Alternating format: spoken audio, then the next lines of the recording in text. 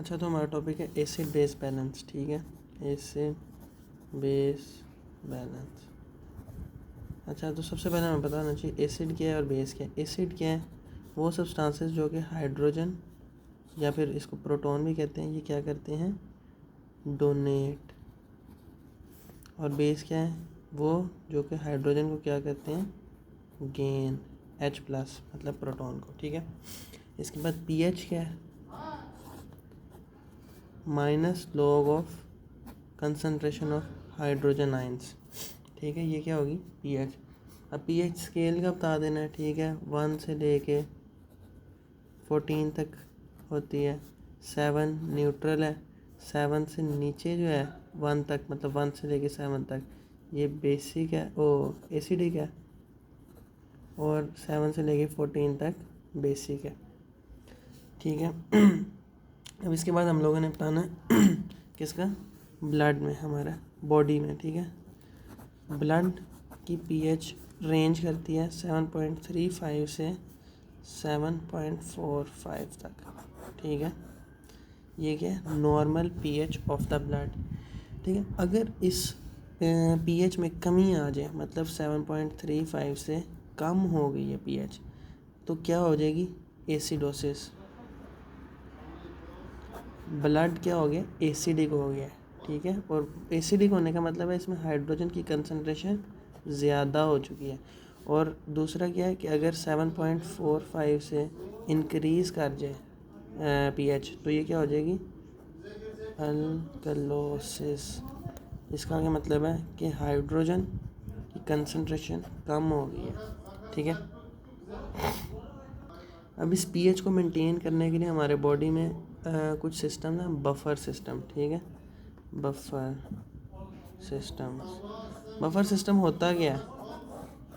Buffer जो है वो केमिकल्स हैं या फिर वो सब्सटेंसेस हैं जो that resist change of pH, जो कि पीएच में चेंज को रेजिस्ट करते हैं। मतलब अगर इनमें थोड़ा सा एसिड और डाल दें तो इनकी पीएच कम नहीं होती बल्कि मेंटेन रह जाती है। या इनमें अगर बेसिक थोड़ा सा और डाल दें, बेस और डाल दें, तो क्या इनकी पीएच इंक्रीज़ नहीं करती, मेंटेन रहती है। तो इस मतलब कि चेंज ऑफ पीएच को ये क्या कर रही है? Resist change of pH. तो ये क्या हो गया? Buffer system. अब हमारे बॉडी में कौन से बफर सिस्टम है? ठीक है, वो हम लोगों ने देखने हैं। नंबर 1 हमारे पास है ब्लड बफर सिस्टम। फिर नंबर 2 हमारे पास है रेस्पिरेटरी बफर सिस्टम। फिर हमारे पास नंबर 3 है रेनल बफर सिस्टम। ठीक है, ब्लड, रेस्पिरेटरी और रेनल। ठीक है, सबसे पहले हम लोग देखते हैं ब्लड को, ब्लड बफर सिस्टम। ठीक है, इसमें मतलब कि वो ब्लड के कंपोनेंट्स इन्वॉल्व हैं जो कि क्या करते हैं? चेंज इन पीएच को रेजिस्ट करते हैं। ठीक है, वो केमिकल सब्सटेंसेस इन्वॉल्व हैं जो कि ब्लड में प्रेजेंट हैं। अब ये 3 किस्म के हैं। ठीक है, number 1 bicarbonate ion buffers, number 2 phosphate ion buffer, और नंबर 3 प्रोटीन बफर। ठीक है, प्रोटीन बफर कौन कौन से? बाइकार्बोनेट आयन, फॉस्फेट आयन और प्रोटीन। अब सबसे पहले हम लोग देखते हैं बाइकार्बोनेट आयन बफर। ठीक है, अब हमारे पास बाइकार्बोनेट आयन क्या होता है? HCO3 minus. ये जो आयन है ना, ये एक आयन है। ये आयन को हम लोग क्या कहते हैं? Bicarbonate ion, bicarbonate ion. और अब हमारे ब्लड में क्या, किस तरह से ये पीएच को मेंटेन कर रहा है? मैंने बताया कि कंडीशंस होती हैं, एसिडोसिस या अल्कलोसिस। सबसे पहले हम लोग देख लेते हैं एसिडोसिस।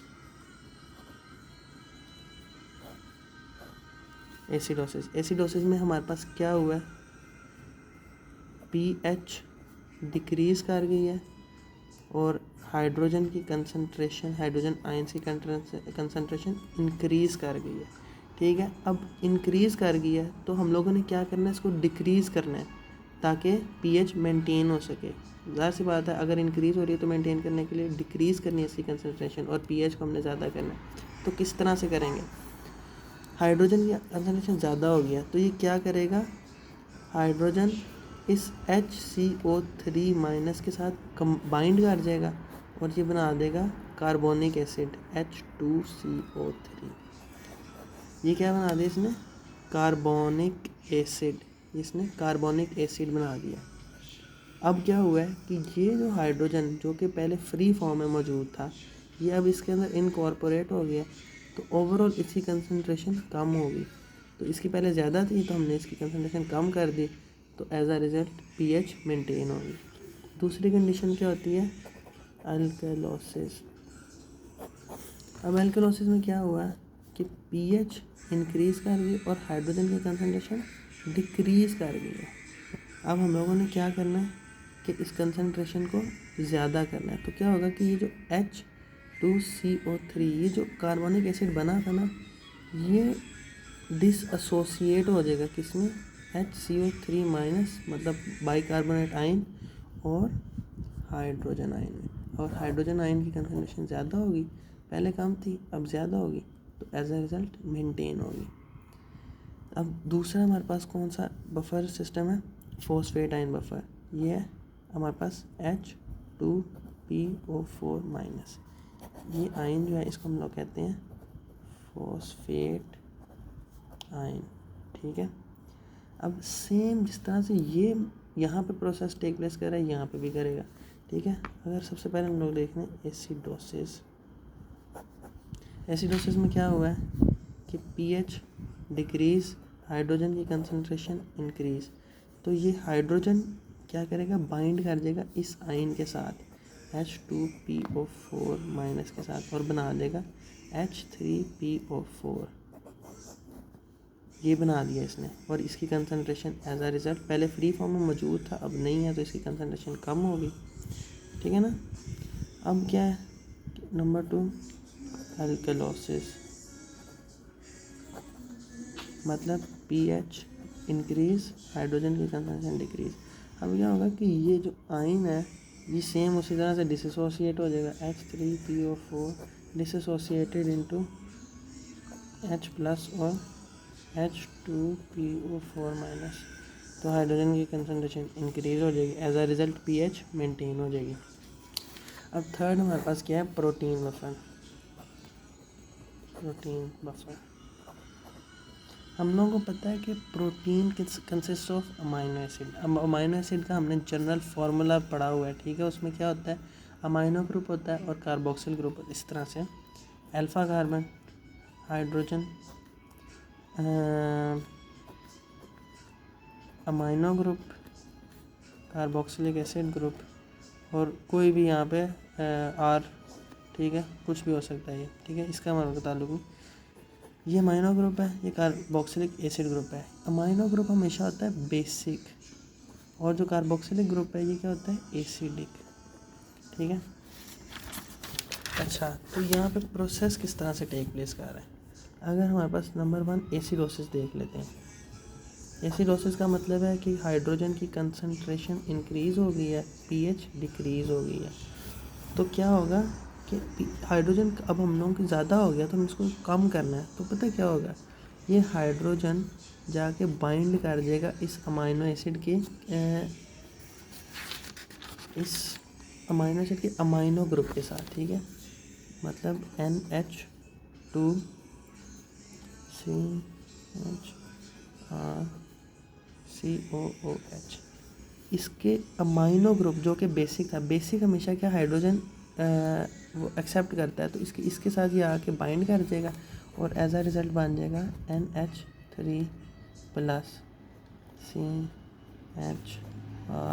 CHRCOOH, ठीक है ना। ये क्या बन गया, हाइड्रोजन इसके साथ आगे बाइंड हो गया और हाइड्रोजन की कंसंट्रेशन कम होगी, मतलब फ्री हमारे पास हाइड्रोजन अब मौजूद नहीं है। उसके बाद अगर हमारे पास अल्कलोसिस हो जाए, मतलब कि हाइड्रोजन की कंसंट्रेशन डिक्रीज़ कर गई है और पीएच इंक्रीज़ कर गई। तो हाइड्रोजन कम है, हमने इसको ज़्यादा करना है। अब हम लोगों ने इसको ज़्यादा करना है तो क्या होगा कि इस अमाइनो एसिड के अंदर जो कि कार्बोक्सिलिक एसिड ग्रुप था ना, ये COOH, ये इस हाइड्रोजन को रिमूव कर देगा या रिलीज़ कर देगा, क्योंकि ये क्या था, एसिडिक। तो एसिडिक पार्ट क्या करता है, हमेशा हाइड्रोजन रिलीज़ करता है, ठीक है। तो अब ये क्या बन जाएगा, NH2CHRCOO माइनस, और हाइड्रोजन साथ रिलीज़ कर देगा।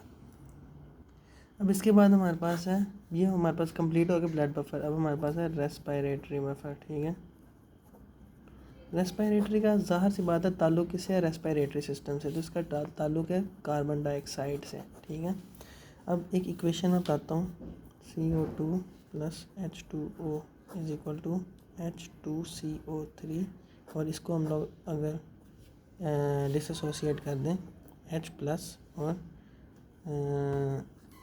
HCO3-, ठीक है।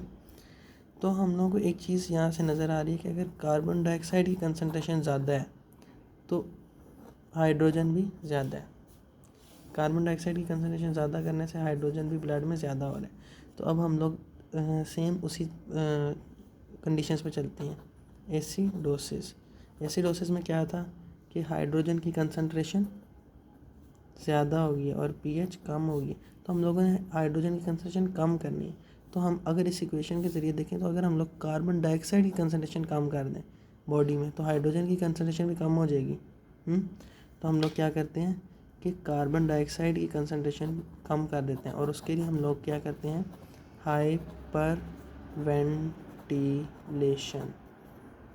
हाइपरवेंटिलेशन, और इससे क्या होगा, कार्बन डाइऑक्साइड की कंसंट्रेशन कम हो जाएगी। इसका मतलब है तेज़ तेज़ सांस लेना, ठीक है। और दूसरी कंडीशन क्या थी, एल्केलोसिस मतलब कि हाइड्रोजन की कंसंट्रेशन कम है, पीएच ज़्यादा है। तो हाइड्रोजन की कंसंट्रेशन कम है तो ज़्यादा करनी है, तो ज़्यादा करने के लिए क्या करेंगे, कार्बन डाइऑक्साइड की कंसंट्रेशन ज़्यादा कर देंगे। एज अ रिज़ल्ट क्या होगा, हाइड्रोजन की कंसंट्रेशन ज़्यादा हो जाएगी। तो हम लोग क्या करेंगे, इस केस में CO2 को ज़्यादा करेंगे, उसके प्रोसेस में हाइपोवेंटिलेशन, इसका मतलब है डीप ब्रेथ्स लेना। हाइपोवेंटिलेशन में क्या होगा, कार्बन डाइऑक्साइड की कंसंट्रेशन ज़्यादा, एज अ रिज़ल्ट हाइड्रोजन भी ज़्यादा। अब हमारे पास है रेनल बफर, ठीक है। ये रेनल बफर इसी तरह से समझाना है मैम को कि अगर हमारे पास ब्लड और यूरिन, ठीक है, तो एक प्रोसेस है, उसके ज़रिए क्या होता है, अगर हम लोग यूरिन से bicarbonate ion HCO3- bicarbonate ion absorb करें ब्लड में, यूरिन से ब्लड में, तो एज अ रिज़ल्ट ब्लड से हाइड्रोजन आयन्स यूरिन में जाते हैं। और सेम इसका ऑपोजिट, अगर हम लोग यहाँ से बाइकार्बोनेट आयन HCO3- यूरिन में भेजें तो एज अ रिज़ल्ट क्या होता है कि यूरिन से हाइड्रोजन जो है वो ब्लड में आता है। तो अब हम लोग इसमें वही कंडीशंस अप्लाई कर देते हैं, एसिडोसिस और अल्कलोसिस। एसिडोसिस में क्या था, हाइड्रोजन की कंसंट्रेशन ज़्यादा हो गई है, हाइड्रोजन की कंसंट्रेशन ज़्यादा है तो हम लोगों ने इसकी कम करना है। तो कम करने के लिए हम लोग इसको क्या करेंगे, यूरिन में भेजेंगे। तो यूरिन में हाइड्रोजन को भेजने के लिए क्या होगा, यूरिन में भेजने के लिए हम लोग रीअब्जॉर्प्शन करेंगे HCO3-, मतलब कि रीअब्जॉर्प्शन ऑफ बाइकार्बोनेट आयन, ठीक है, HCO3-।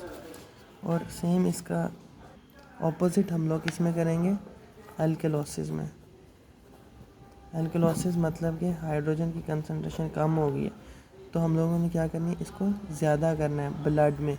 तो हम लोग क्या करेंगे कि हाइड्रोजन बाइकार्बोनेट आयन को ब्लड से यूरिन में भेजेंगे, और एज अ रिज़ल्ट यूरिन से हाइड्रोजन ब्लड में आएगा और इसकी ये कमी पूरी हो जाएगी और पीएच मेंटेन हो जाएगी।